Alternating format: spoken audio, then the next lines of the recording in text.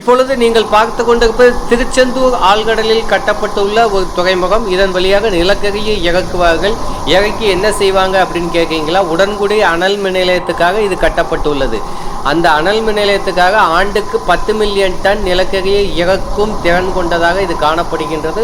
ஒரே நேரத்தில் 2 கப்பல்களிலிருந்து நிலக்கரியை இறக்க முடியும். இறக்கப்பட்ட நிலக்கரி இந்த நீண்ட 8 கிலோமீட்டர் பாலத்தின் வழியாக அந்த அனல் மின் நிலையத்துக்கு சென்று அடைந்துவிடும்.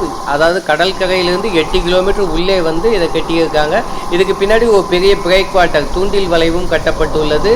இது மிகப்பெரிய கப்பல்களை கொண்டு வந்து நிலக்கரியை இறக்கும் திறன் கொண்டதாக காணப்படுகின்றது. கிழக்கு கடற்கரையில் இவ்வளவு பெரிய துறைமுகங்கள் ஆழ்கடலில் எங்குமே கட்டப்படவில்லை. அதே போன்று இந்தியாவிலும் எங்கும் இவ்வளவு பெரிய துறைமுகம் சிங்கிள் கோல் ஜெட்டி எங்கும் காணப்படவில்லை. குஜராத்தில் இருந்தாலும் சற்று சிறியதாகத்தான் இருக்கின்றது. அதே போன்று இவ்வளவு நீள பாலங்கள் எங்கும் கட்டப்படவில்லை. மும்பையில் காணப்படும் பாலத்தை அடுத்து இவ்வளவு பெரிய பாலம் தமிழகத்தில் தான் கட்டப்பட்டுள்ளது. அதுவும் திருச்செந்தூர் 6 படை வீட்டில் 2வது படை வீடான முருகனின் திருச்செந்தூர் தலத்தில் இது கட்டப்பட்டுள்ளது. பெருமையாக இருக்கின்றது.